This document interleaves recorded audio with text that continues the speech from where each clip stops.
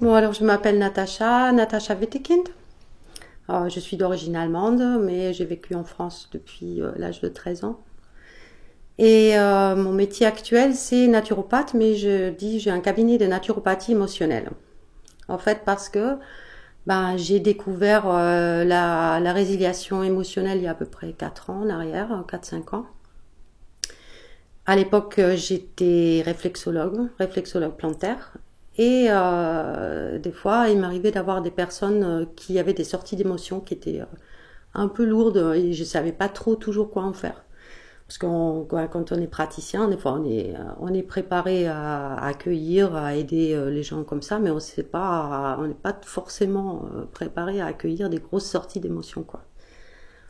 Alors je me suis dit, vu que je fais sortir ces émotions-là, ce que je peux faire pour aider les gens, quoi. Et puis à l'époque, j'ai regardé sur Internet et j'étais tombée, tout d'abord, moi, la première approche, ça avait été Tipeee, où j'ai vu que par l'écoute de nos sensations dans notre corps, on peut arriver à régler en profondeur des difficultés émotionnelles.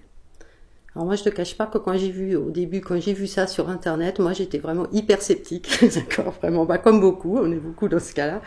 Je me suis dit, soit c'est vraiment du grand n'importe quoi, d'accord, soit c'est génial.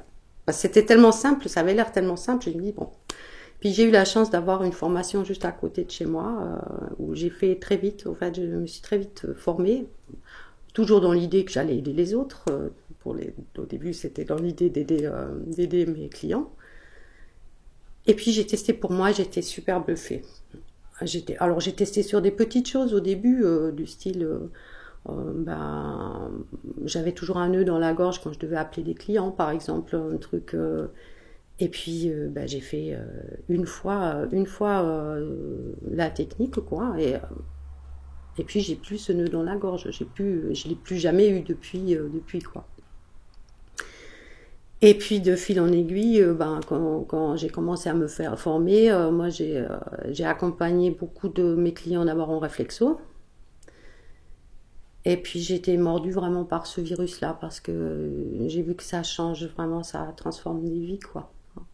Donc et je me suis dit, là tu touches à quelque chose qui est vraiment utile, quoi. Je me suis sentie beaucoup plus utile finalement maintenant dans l'accompagnement de la difficulté d'émotions qui sortait là que dans le reste de mon travail. Et à cette époque-là, je faisais une formation en naturopathie.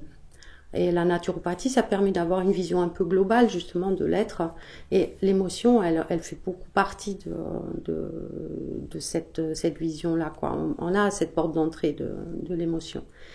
Et du coup, je me suis un peu spécialisée vraiment dans tout ce qui touche à l'émotionnel. Et la résiliation prend une très très grande place dans ma pratique.